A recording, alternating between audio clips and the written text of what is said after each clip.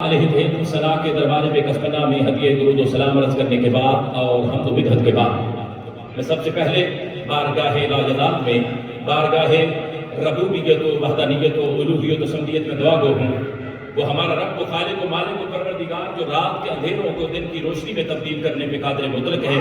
وہ ہمارے غموں کو خوشیوں میں، مشکلات کو آسانیوں میں، بیماریوں کو تندرستیوں میں، اور جہاں دوریاں ہیں، عداوتیں ہیں، خدورتیں ہیں، نفرتیں ہیں، پروردگار انہیں محبتوں میں تبدیل فرمائے اور بلا وجہ کے دشمنوں کی دشمنی سے، مبتغین کے بغض سے، حاسدین کے حسد سے، شریروں کے شر سے، شر انسان سے، شر شیطان سے محفوظ فرمائے اور تکبر کے، غیبت کے، کردار کشی کے، نسبت کے، غلوف کے، ریشہ دبانیوں کے، فتنوں کے، منافقت کے بتوں کو اپنے اذن خاص سے پاش پاش فرمائے اور آج کی یہ 24ویں سالانہ ذکر میلاد مصطفیٰ کانفرنس کو اپنے بارگاہ ربی میں قبول و منظور فرما کر میرے لیے، آپ سب کے لیے نجات و خیری کا سبب اور بخشش کا بہانہ بنا۔ حاجی محمد اسلام صاحب، چودھری نوید اصغر صاحب، حکمت شاہ صاحب اور محمد خان صاحب، شعیب شاکر صاحب اور احمد افضل صاحب، حاجی محمد سعید صاحب، جتنے بھی دیگر ان کے ممید و معاون رفقائے کار ہیں، اللہ پاک ان کو اس کا ڈھیروں اجر عطا فرمائے۔ 24ویں سالانہ کوئی معمولی بات نہیں۔ اگر کوئی آپ حضرات میں سے بیٹھ کر باتیں کر رہا ہے تو بڑی مہربانی فرمائیے گا۔ میں پچھلے فرائیڈے، یہ ایک کل تھا، اس سے پچھلے فرائیڈے شکاگو میں تھا۔ اب یقین جانیے کہ اس سے ڈبل اجتماع تھا، خواتین میں بھی اور حضرات میں بھی، لیکن کسی کے سانس لینے کے بھی آواز نہیں آ رہی۔ تو کوئی صاحب بہنوں کی طرف، خواتین کی طرف تشریف لے جائیں اور ان سے ریکویسٹ کریں کہ وہ بچوں کو اپنے پاس بلائیں۔ اس طرح تو ظاہر ہے میں کیا بات کر سکوں گا، ہر سال یہ شکوہ رہتا ہے۔ 24ویں سالانہ کون سے ایسے حضرات تشریف فرما ہیں جن کی عمر 24 سال سے کم ہے؟ بیٹھے ہوں گے تو ہاتھ کھڑا کر دے اگر ہیں جو 24 سال سے کم ہے نا؟ کتنے بچے بیٹھے ہیں؟ نہیں، آپ کی 24 سال تو نہیں نا، آپ تو ویسے شوق سے ایسا کہتے ہیں، یہ کافی آپ کی۔ تو 24ویں سالانہ یہ منہ سے کہنے والی بات ہے، کتنے ایسے نوجوان تشریف فرما ہیں جن سے اس کانفرنس کی عمر زیادہ ہے۔ سٹیج پر حضرت پیر صاحب قبلہ منصب صدارت پر تشریف فرما ہے، دامت معالیکم، اور عالمی شہرت یافتہ ثنا خان سیدزادے جناب فصیح الدین سہروردی مکان اللہ تعالی بطول حیاتہ ہی، اور ہمارے محترم یہ صابر چشتی صاحب، اور پھر وہ ہمارے ایک اور محترم، میں نام بھول جاتا ہوں، طارق صاحب،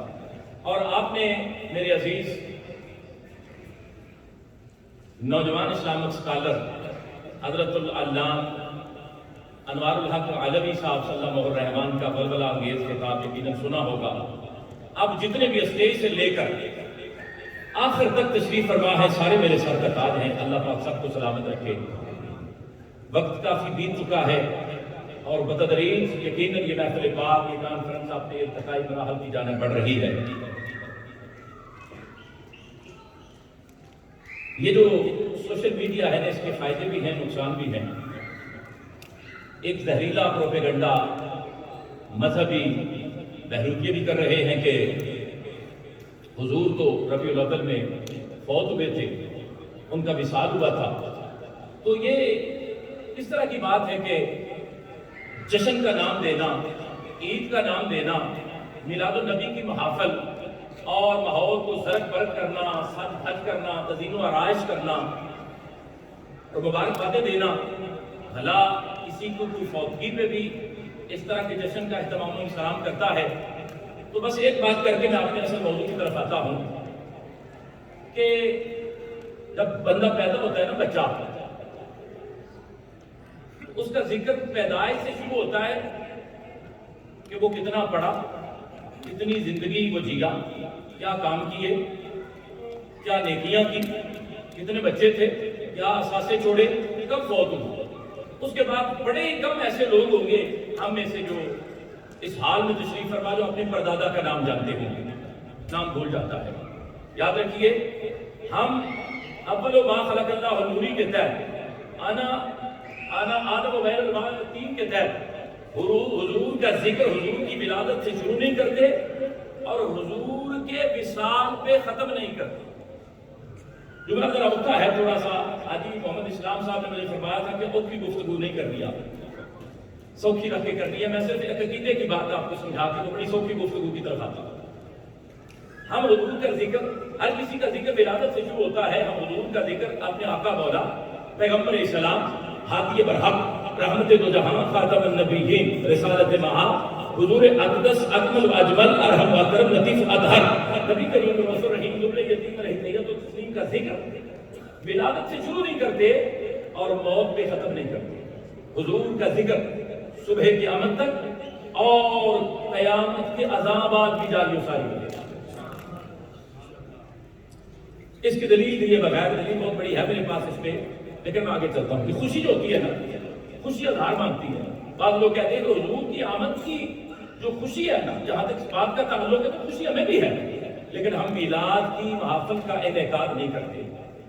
جشن کا نام نہیں دیتے، اس کو عید نہیں کہتے، جلوس نہیں نکالتے، جھنڈیاں نہیں لگاتے، یہ روشنی نہیں کرتے۔ میں کہتا ہوں اگر ایک بندہ اپنے بھائی کو اپنے بیٹے کی شادی کی دعوت دے کہ یہ میرے بیٹے کی شادی ہے تم نے شرکت کرنی ہے، تو وہ کہے کہ ٹھیک ہے مجھے تمہارے بیٹے کی شادی کی بڑی خوشی ہے لیکن میں شادی پہ آ نہیں سکتا، اور اس کے بعد رہ گئی بات ولیمے کی، مجھے خوشی بہت ہے مگر میں ولیمے پہ بھی آ نہیں سکتا، خوشی بہت ہے لیکن میں بعد ازاں بھی شاید مبارکباد دینے کے لیے نہ آؤں، مگر خوشی بہت ہے۔ وہ کہے گا بھائی تو اپنی خوشی بھی اپنے کو ہی رکھو، ہمیں تمہاری ہنسی خوشی کی ضرورت نہیں ہے۔ میری بات سمجھ گئی نا حضرات؟ اللہ غریب، جو نہ بھولا ہم غریبوں کو رضا، یاد اس کی اپنی عادت کی۔ حضرت دہیہ کلوی کہتے ہیں میں اس نشست میں موجود تھا بارگاہ رسالت مآب میں جب وہ بندہ آیا تھا نا جس نے کہا تھا کہ اے اللہ کے حبیب میں نے 100 بچی کو زندہ دفن کیا، زندہ دفن کیا 100 بچی کو۔ تو حضور اپنی مبارک چادر جس کا ذکر قرآن میں ہے اس کے پلو سے اپنی آنکھیں صاف کرتے اور زارو قطار ہوتے رہے، کہنے لگا میری اپنی سگی بیٹی، میں تجارت پہ گیا ہوا تھا تو میری بیوی نے بیٹی کو کسی کے سپرد کر دیا کفالت پرورش کے لیے، بڑی توجہ انہیں اہتمام کے ساتھ رسمات فرمائی، کسی کے ذمہ کر دیا۔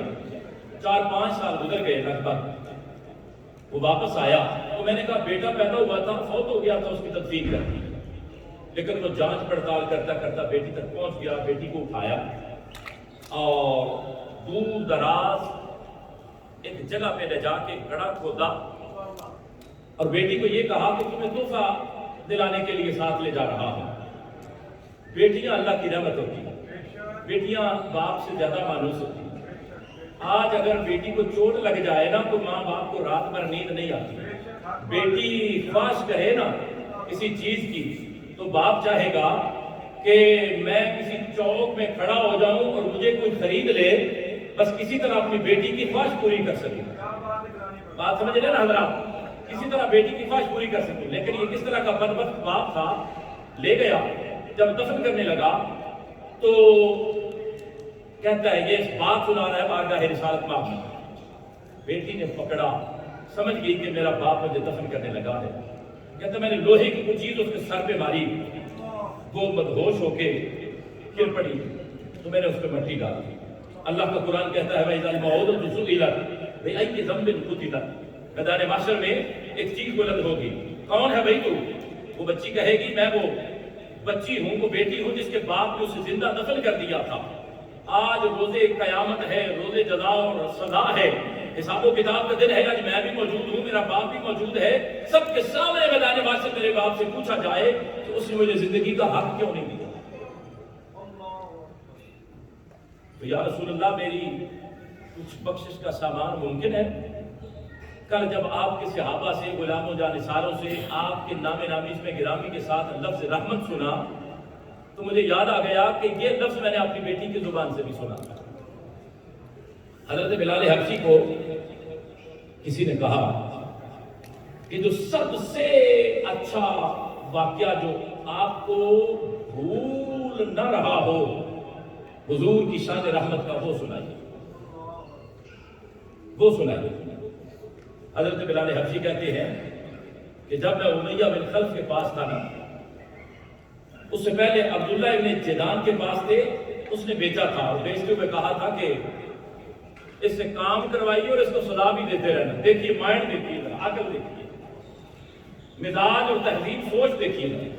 اس کو سزا بھی دیتے رہنا. گرامی قدر حضرات، ہم اسی لیے کہتے ہیں کہ سارے کے سارے انبیاء کرام بنی نوع انسان کی بہتری، رہبری، رہنمائی، ہدایت و پیشوائی کے لیے، امر بالمعروف نہی عن المنکر کے لیے، احقاق حق امتان باطل کے لیے 1.25 لاکھ انبیاء آئے. سارے کے سارے حضور سے پہلے تشریف لائے. سارے رب کی شان ہیں. ہمارے آقا و مولا امام الانبیاء اللہ کی، سارے اللہ کی شان ہیں. حضور اللہ کی شان بھی ہیں، اللہ کی رحمت بھی ہے. اور آپ سے ہی میرے رب کی پہچان ہوتی ہے، ورنہ کسی نے پہچانا نہیں ہے. میرے بھائی مکرم و محتشم ہر دل عزیز سخنور، میں کہتا ہوں سخن فہم ہیں، سخن شناس ہیں، سخن ور بھی ہیں، سید محمد اختر شاہ صاحب، اللہ پاک ان کو سلامت رکھے. وہ جو حکم فرما رہے تھے اشعار کے لیے، تو شاعر کہتا ہے کہ ہم نے رب العالمین کی بارگاہ میں، وہ کہتا ہے ہم نے تجھے جانا ہے فقط تیری عطا سے، سورج کے اجالوں سے، خزاؤں سے، خلا سے، چاند اور ستاروں کی چمک اور ضیاء سے، جنگل کی خاموشی سے، پہاڑوں کی انا سے، پرہور سمندر سے، پراسرار گھٹا سے، بجلی کے چمکنے سے، کڑکنے کی صدا سے، مٹی کے خزانوں سے، اناجوں سے، غذا سے، برسات سے، طوفان سے، پانی سے، ہوا سے. ہم نے تجھے جانا ہے فقط تیری عطا سے، اور گلشن کی بہاروں سے، تو کلیوں کی حیا سے، معصوم سی روتی ہوئی شبنم کی ادا سے، لہراتی ہوئی باد سحر باد صبا سے، ہر رنگ کے ہر شان کے پھولوں کی گواہ سے، چڑیوں کے چہکنے سے، بلبل کی نوا سے، موتی کے نزاکت سے، تو ہیرے کی جھلا سے، ہر شے کے چھلکتے ہوئے فن اور کلا سے. ہم نے تجھے جانا ہے فقط تیری عطا سے، اور دنیا کے حوادث سے، وفاؤں سے، جفا سے، رنج و غم و علامت سے، دردوں سے، دوا سے، خوشیوں سے، تبسم سے، مریضوں کی شفا سے، بچوں کی شرارت سے، تو ماؤں کی دعا سے، نیکی سے، عبادت سے، لرزش سے، خطا سے، خود اپنے ہی سینے کے دھڑکنے کی صدا سے، کیونکہ رحمت تیری ہر گام پہ دیتی ہے دلا سے. ہم نے تجھے جانا ہے فقط تیری عطا سے، اور ابلیس کے فتنوں سے، تو آدم کو عطا سے، اوصاف ابراہیم سے، یوسف کی حیا سے، حضرت ایوب کی تسلیم و رضا سے، عیسیٰ کی مسیحائی سے، موسیٰ کی عصا سے، نمرود کے فرعون کے انجام فنا سے، کعبہ کے تقدس سے، مروہ و صفا سے، تورات سے، انجیل سے، قرآن کی صدا سے، یاسین سے، طٰہٰ سے، مزمل سے، نبھا سے، اور ایک نور جو نکلا تھا کبھی والے ہرا سے. ہم نے تجھے جانا ہے فقط تیری عطا سے.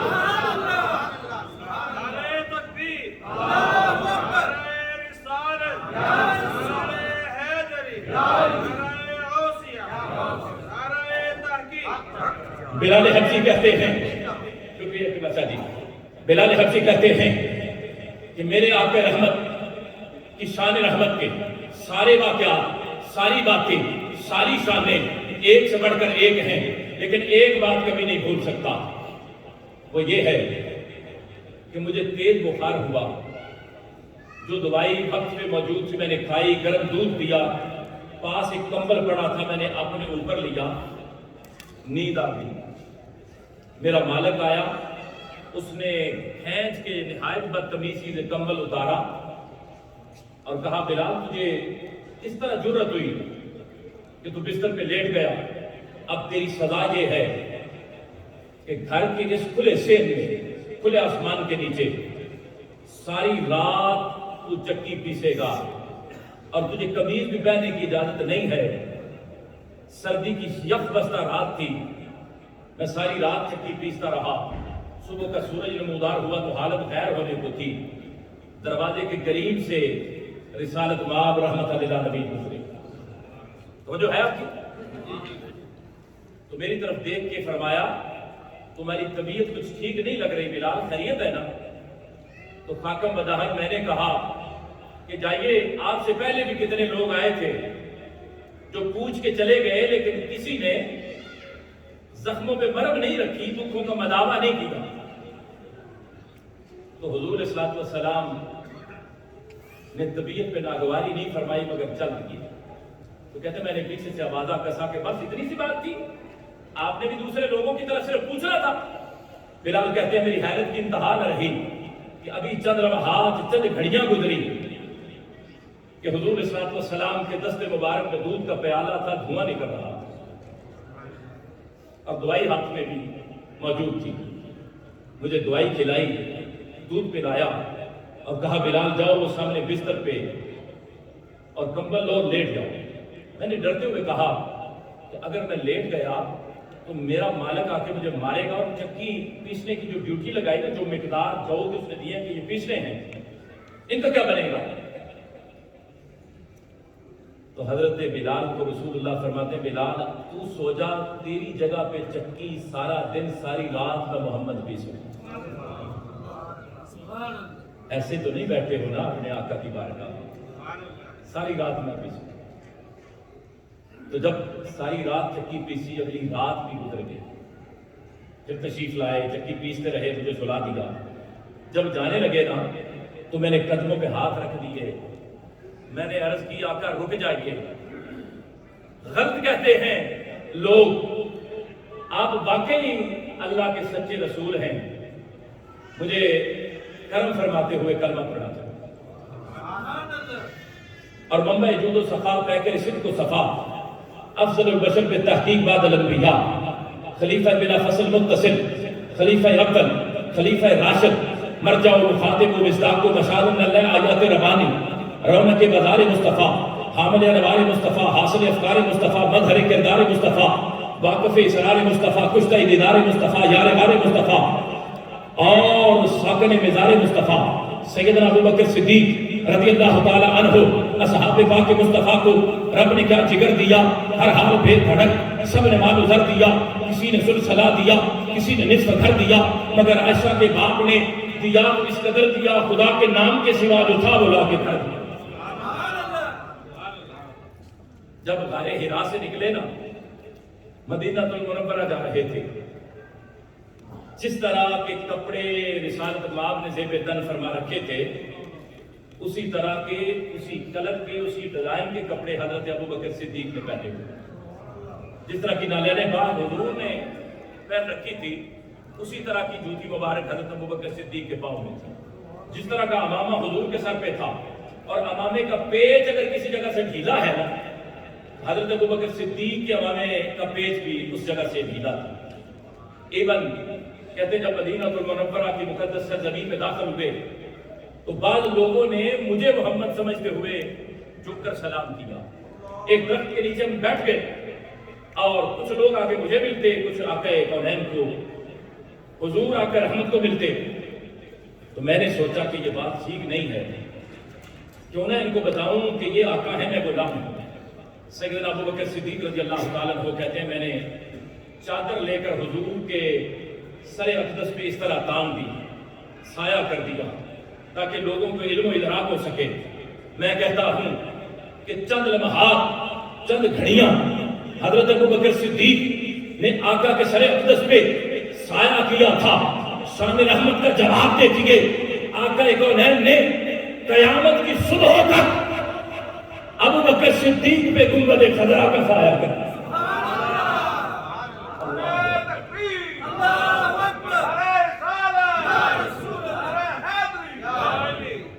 गिरामी के अंदर खतरा, अल्लाह अकबर, ये तो वो हैं, ये तो घराना ही वो है। हजरत हसनैन करीमैन तय्यबैन ताहिरैन, जब ये रहमतुल्लिल लिल आलमीन का घराना देखिए, जब हज के लिए जा रहे थे ना मदीना तुल मुनव्वरा से मक्का तुल मुकर्रमा, एक घर के दरवाजे पे पहुंचे, दरवाजा खटखटाया, एक खातून उम्र रसीदा बाहर आई तो कहने लगे हम मदीने के मुसाफिर हैं, मक्के के हाजी हैं, भूख लग गई है, कुछ खाने को हो تو دے دو۔ مائی رونے لگ گئی، کہنے لگی غربت بڑی ہے، گھر میں کچھ ہوتا نا تو اتنے سونے مہمانوں کو میں خالی نہ لوٹا۔ حسنین کریمین بھی پھر نوازنے والے تھے نا، رحمت للعالمین کی اولاد تھی، سیدہ فاطمہ کے نور نظر تھے، مولا کائنات کے لخت جگر تھے۔ فرمانے لگے صرف پانی کا پیالہ ہی لے آؤ۔ کہنے لگے نہیں اگر رکے تو میں دودھ لے کے آتی ہوں، بکری کا دودھ لے کے آ گئی۔ حضرت امام حسن مجتبیٰ نے آدھا پیا، امام حسین نے آدھا پیا، چل دیے۔